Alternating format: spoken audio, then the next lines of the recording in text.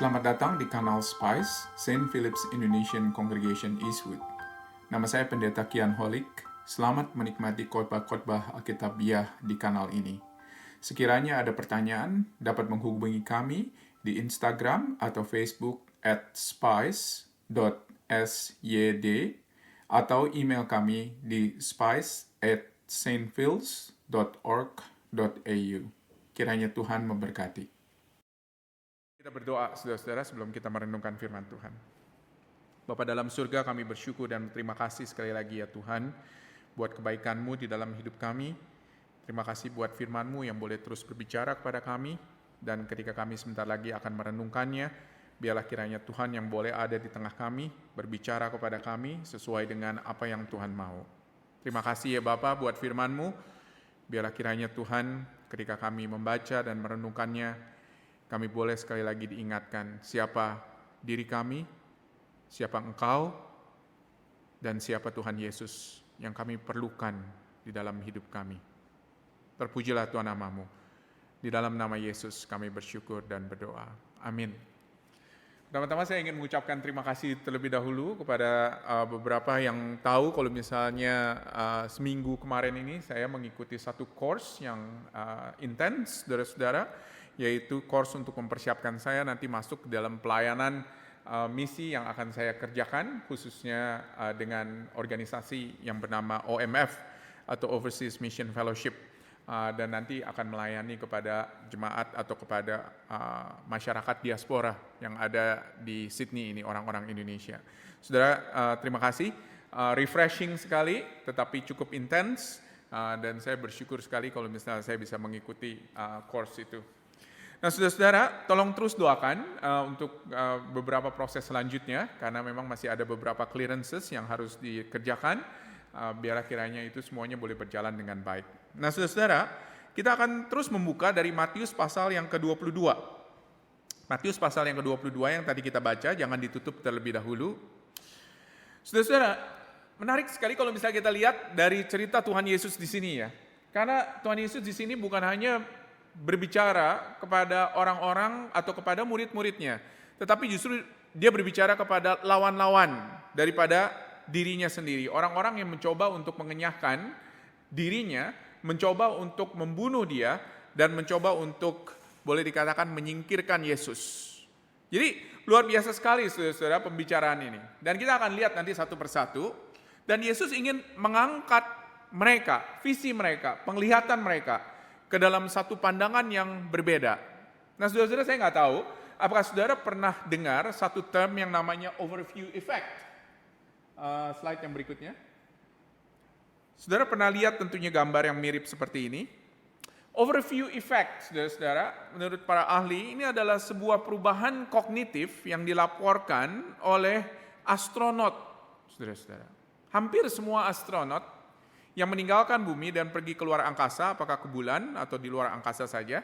Tetapi para peneliti ketika mereka kembali mendengar kesaksian daripada para astronot ini, dan mereka menyimpulkan bahwa bahwa pengalaman yang dialami oleh astronot ini, itu yang mereka sebut sebagai overview effect.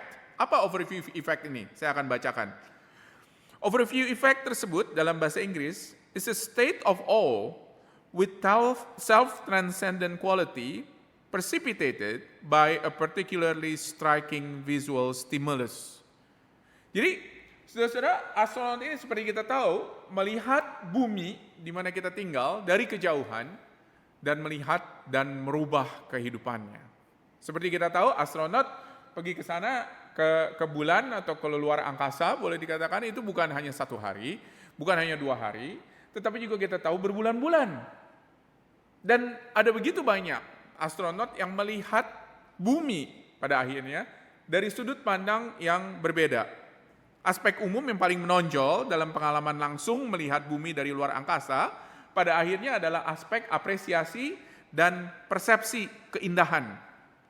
Ada emosi yang meluap-luap serta increased sense of connectedness dikatakan terhadap bumi dan juga terhadap orang lain. Ya. Kita di sini kita hanya melihat bumi dari sudut pandang kita, saudara-saudara. Paling jauh juga ngelihat ke langit kalau misalnya ada awan atau kalau misalnya ada hujan, ada matahari dan lain sebagainya. Tetapi hanya itu aja. Tetapi kalau misalnya kita lihat bumi ini dari kejauhan, ya, kita akan melihat bahwa wow, luar biasa. Ternyata bumi yang Tuhan ciptakan itu begitu indah. Dan ini merubah kehidupan dari para astronot, merubah sistem nilai kehidupannya, dan bagaimana dia melihat dirinya dan melihat orang lain, saudara-saudara. Ketika melihat bumi di dalam satu kesatuan seperti ini, maka dia juga melihat ada sense of connectedness. Nah mungkin saya nggak tahu, kita udah menjadi Kristen mungkin beberapa dari kita sejak lahir. Ada beberapa dari kita menjadi Kristen udah puluhan tahun atau belasan tahun. Mungkin kita udah pergi ke gereja seumur-umur atau seingat kita ketika kita mencoba mengingat apa yang terjadi ketika kita masih kecil, kita udah ingat kita pergi ke gereja. Mungkin kebanyakan dari kita seperti itu. Tetapi ada banyak dari saudara yang mungkin udah nggak ke gereja sudah lama. Atau mungkin nggak pernah ke gereja dan datang ke gereja dan mencoba melihat seperti apa gereja. Ya. Apakah mungkin banyak orang-orang yang percaya kepada Kristus atau mungkin hanya sekedar seperti bangunan yang ada, banyak gereja di Australia yang merupakan hanya sekedar bangunan tanpa orang boleh dikatakan, dan pada akhirnya bangunan ini banyak berubah menjadi begitu banyak fungsi, yaitu salah satunya library, cafe, dan lain sebagainya, saudara-saudara. Dan ada beberapa dari saudara pada akhirnya mungkin bosan pergi ke gereja. Karena apa? Karena gak ada variasi dari gereja.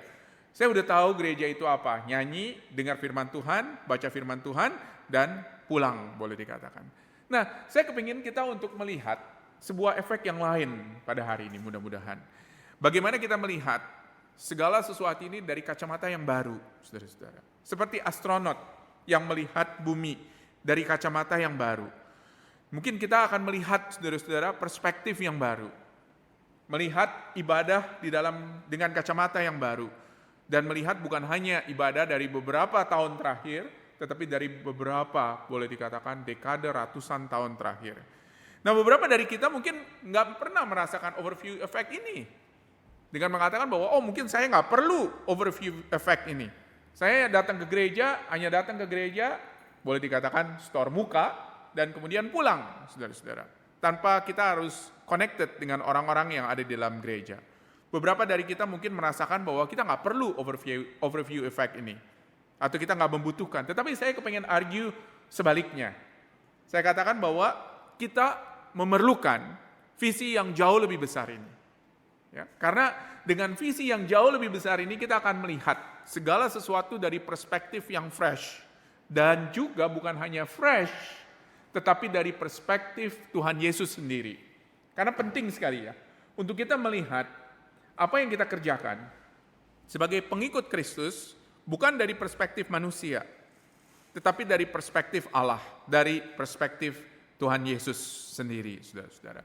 Saudara-saudara, saya nggak tahu kalau misalnya saudara tahu kalau di Australia di sini, biasanya hari Sabtu pagi itu adalah hari Sabtu terfavorit yang anak-anak biasanya looking forward sekitar umur 5 sampai umur 10 mungkin.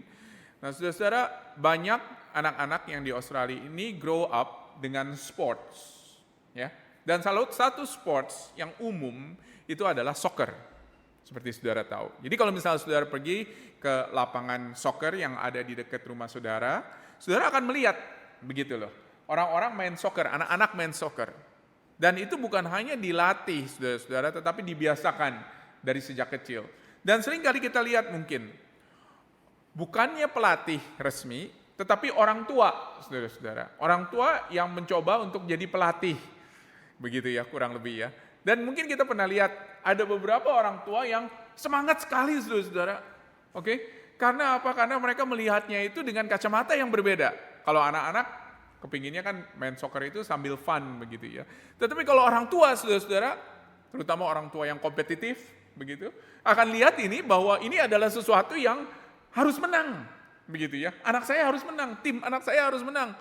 Jadi dia pikir ini adalah seperti World Cup soccer begitu, tetapi sebetulnya anak-anak cuma kepingin having fun. Itu kacamatanya berbeda tentunya, bukan? Kacamata daripada anak-anak melihat soccer itu hanya sekedar fun, Tetapi kacamata orang tuanya melihat soccer ini sebagai sesuatu yang serius. Nah, kita membutuhkan visi yang lebih besar, gambar yang jauh lebih besar.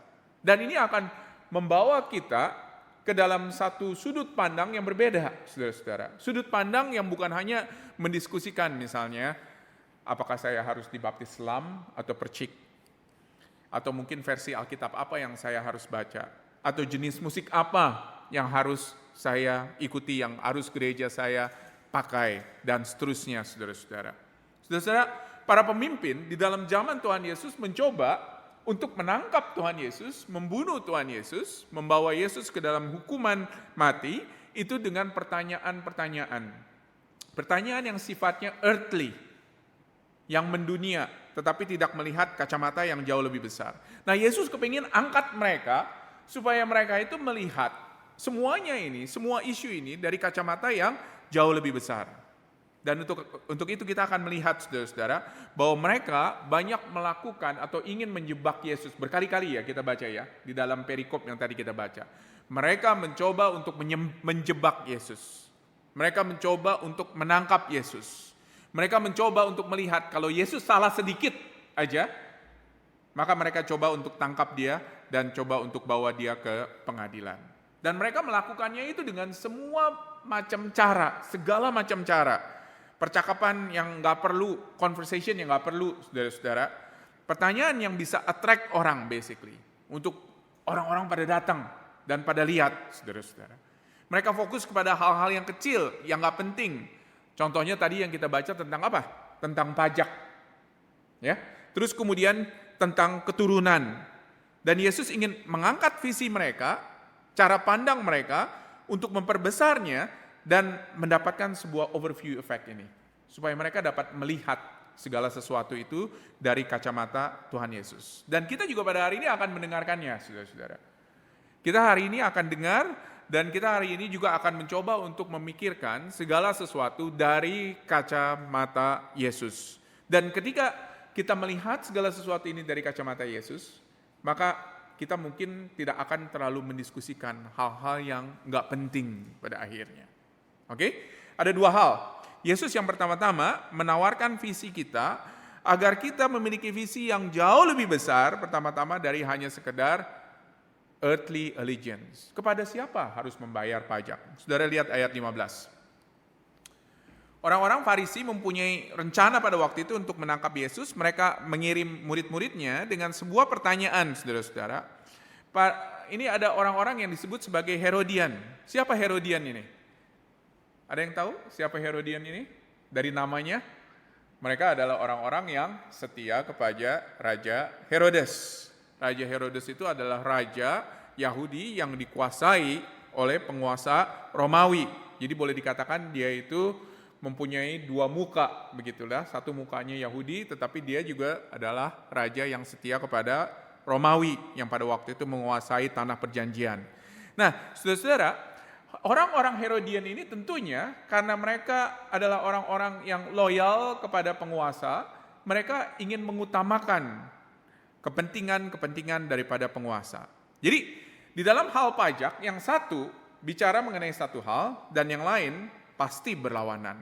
Nah, sebelum Yesus masuk ke dalam pertanyaan, sampai ke dalam pertanyaannya, mereka ingin membesarkan hati Yesus. Ini seperti kita gitu ya, kalau misalnya kita bicara dengan orang lain, biasanya kita membesarkan hati orang lain dulu. Mereka mengatakan dengan apa? Guru, kata mereka, kami tahu engkau adalah seorang yang jujur, dan dengan jujur mengajar jalan Allah, dan engkau tidak takut kepada siapapun juga, sebab engkau tidak mencari muka. Jadi dengan kata lain, apa yang mereka katakan di sini? Kami tahu kalau misalnya engkau adalah orang yang punya integritas, yang mengajarkan jalan Tuhan sesuai dengan kebenaran, dan engkau tidak dipengaruhi oleh siapapun. Jadi dengan kata lain, kata mereka kepada Yesus, kami tahu kalau misalnya engkau adalah orang yang benar. Dan inilah pertanyaan mereka. Ya. Apa pertanyaan mereka? Apakah benar membayar pajak kepada kaisar atau tidak? Pilihannya hanya dua, saudara-saudara. Ya atau tidak jawabannya. Betul nggak? Kalau Yesus jawab ya, maka dia tidak setuju dengan sebagian besar orang yang mendukung penguasa Romawi, begitu ya. Kalau misalnya dia jawab tidak, dia akan memuaskan orang-orang lain, tetapi dia akan mendapat masalah pada waktu itu dengan penguasa Romawi. Jadi sebagai seorang yang tersangka sebagai pemberontak.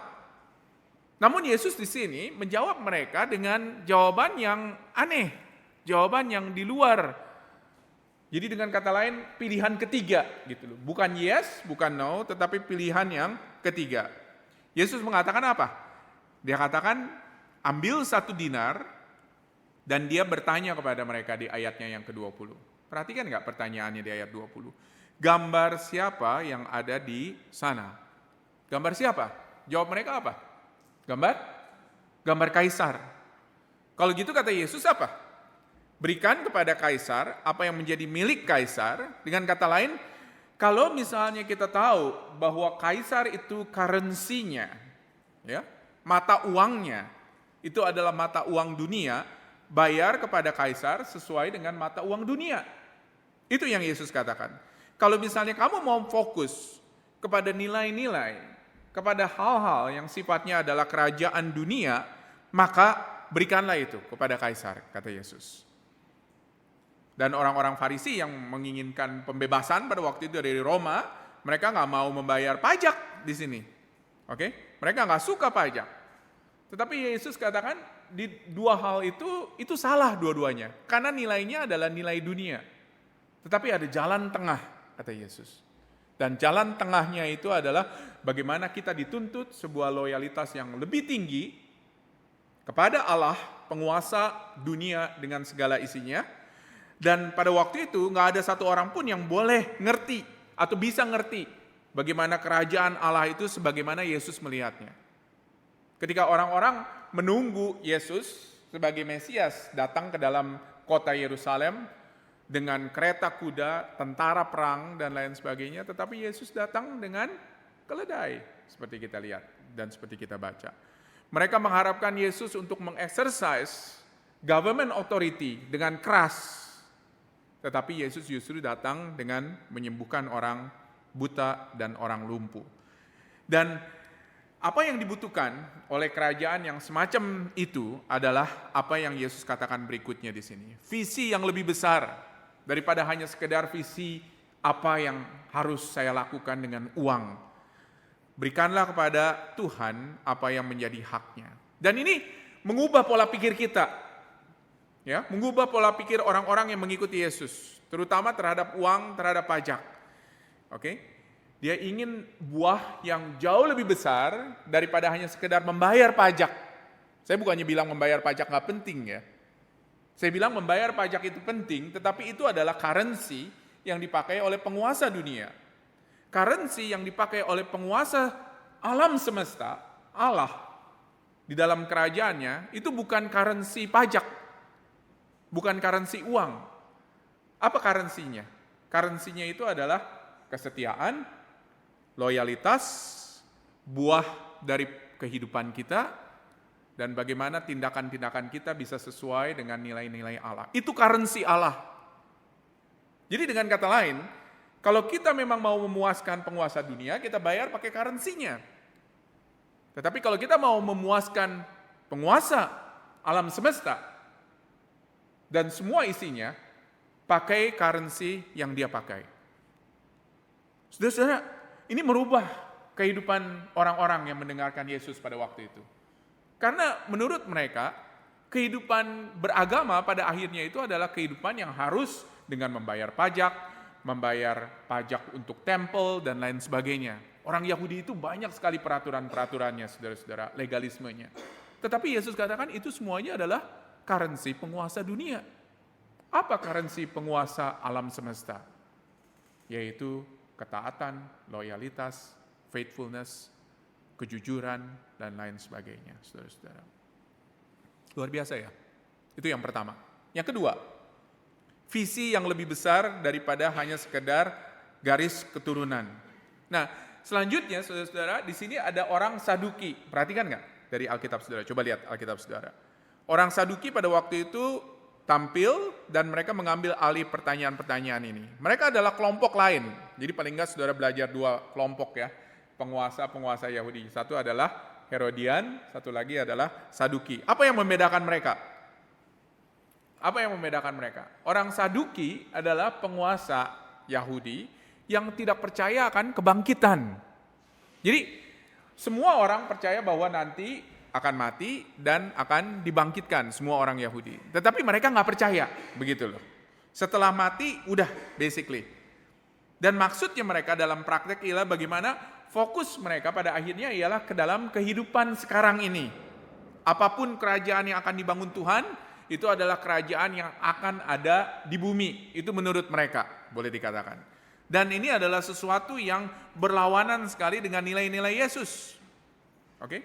Mereka berpikir bahwa semuanya itu akan berhubungan dengan kerajaan, dengan penguasa, dengan perbatasan, dengan politik, dan lain sebagainya.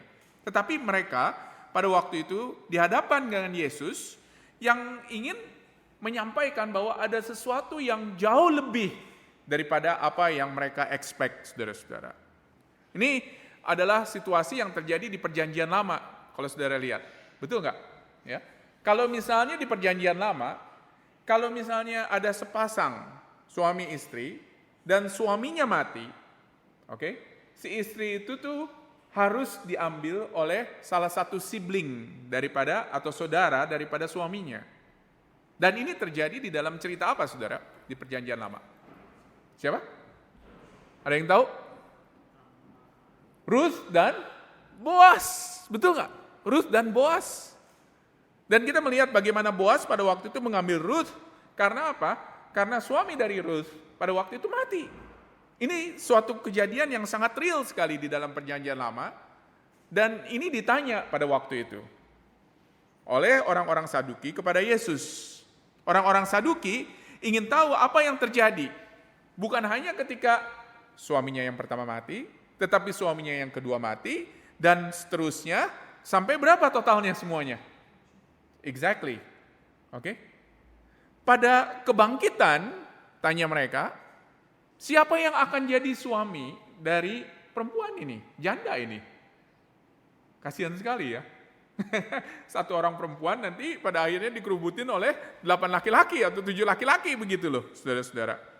Orang-orang Saduki ingin mengetahui ketika perempuan atau janda itu mati, ketika dia dibangkitkan dan yang lain dibangkitkan, akan menjadi istrinya siapa dia?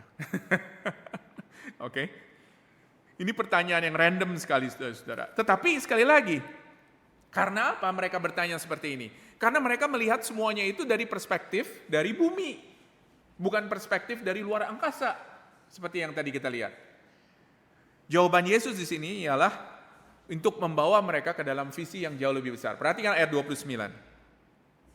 Apa yang Yesus katakan? Yesus katakan, kamu semua salah, karena kamu sebetulnya nggak tahu kitab suci dan kekuatan dari Tuhan. Mereka menganggap apa? Mereka menganggap kehidupan kekal itu sama dengan kehidupan sekarang. Itu yang mereka anggap. Dan mereka anggap dalam kekekalan itu, mereka perlu keturunan. Begitu loh. Dan seperti kita tahu, bahwa kekekalan itu nggak akan bicara mengenai hal itu. Karena itu bukan currency-nya. Begitu loh. Di dalam kekekalan.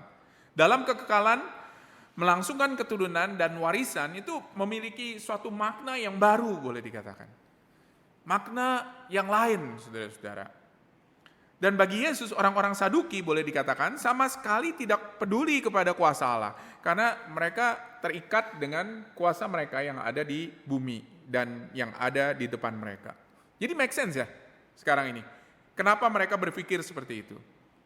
Dan untuk membuktikan pendapatnya, dia mengarahkan mereka kepada sesuatu yang jelas sekali di dalam Alkitab. Perhatikan ayat 32. Bagaimana Tuhan memperkenalkan dirinya, ini adalah pertama-tama kutipan dari Perjanjian Lama yang terjadi kurang lebih sekitar 400 tahun setelah kejadiannya, tetapi Tuhan memperkenalkan dirinya pada waktu itu kepada Musa, ya. Jadi dia katakan, akulah Tuhan Abraham, Ishak dan Yakub. Jadi pada waktu itu Allah bicara kepada Musa, sedangkan dia katakan, akulah Tuhan Abraham, Ishak dan Yakub. Sedangkan Abraham, Ishak dan Yakub itu hidup 400 tahun sebelum Musa. Di Di dalam bahasa Inggris, ada yang punya bahasa Inggris? Saya kepingin kalian baca di dalam bahasa Inggris, ayat 32. Ada yang punya? NIV? Yap, boleh baca tolong Yos. 32. Ya, 32. I am the God of Abraham, the God of Isaac, and the God of Jacob. He is not the God of the dead, but of the living. Exactly. Di dalam bahasa Inggris itu jauh lebih jelas. Dia katakan, apa pertama-tama? Am. Ya. Ini kejadian 400 tahun setelah mereka mati nih, Abraham, Ishak, Yakub. Tetapi katakan oleh Tuhan apa? I am. Jadi dengan kata lain Tuhan katakan bahwa akulah tetap Allah yang berkuasa atas mereka, berkuasa atas masalah-masalah yang ada di dalam orang Israel. Akulah Tuhan Allah mereka.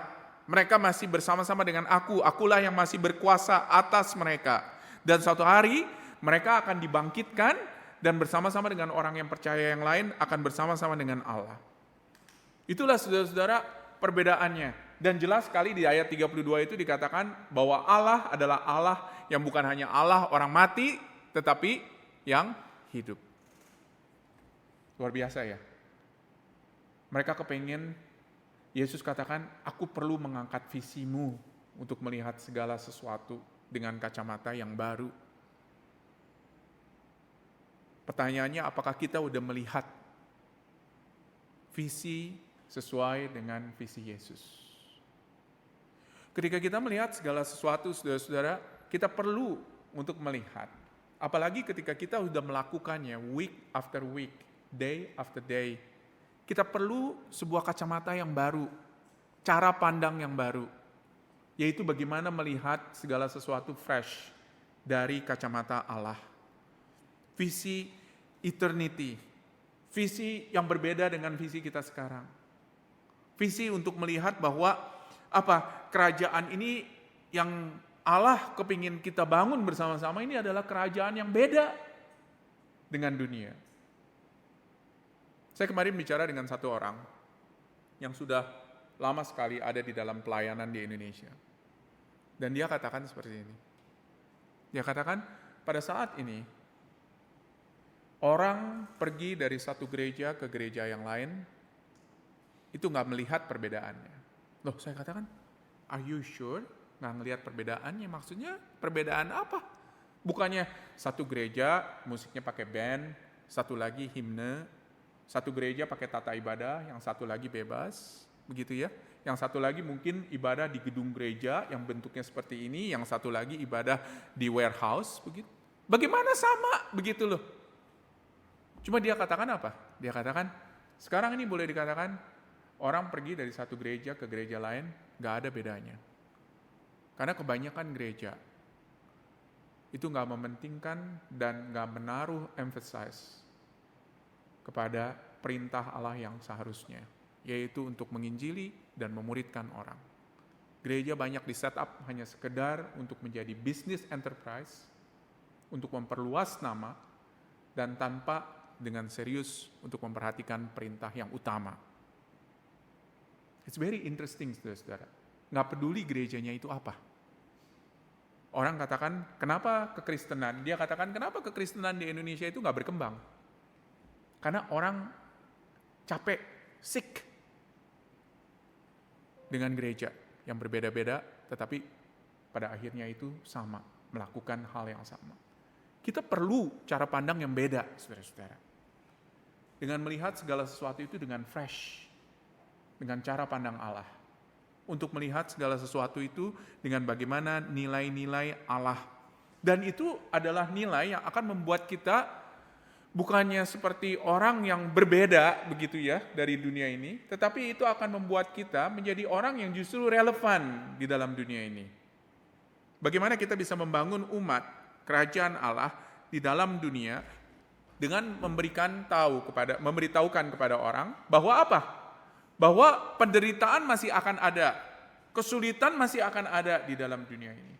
Tetapi cara pandang orang Kristen itu beda terhadap penderitaan, kesulitan, bahkan kematian.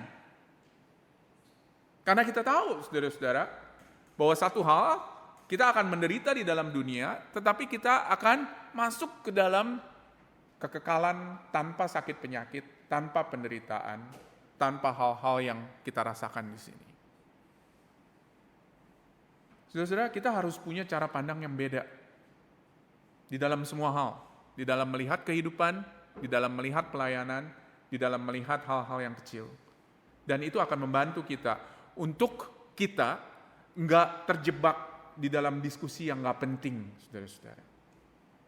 Diskusi yang hanya membawa orang ke dalam perpecahan dan pada akhirnya nggak melakukan apa yang Allah inginkan. Kita harus punya visi yang besar ini, saudara-saudara. Visi yang besar dari hanya sekedar kita mungkin melakukan pelayanan week after week.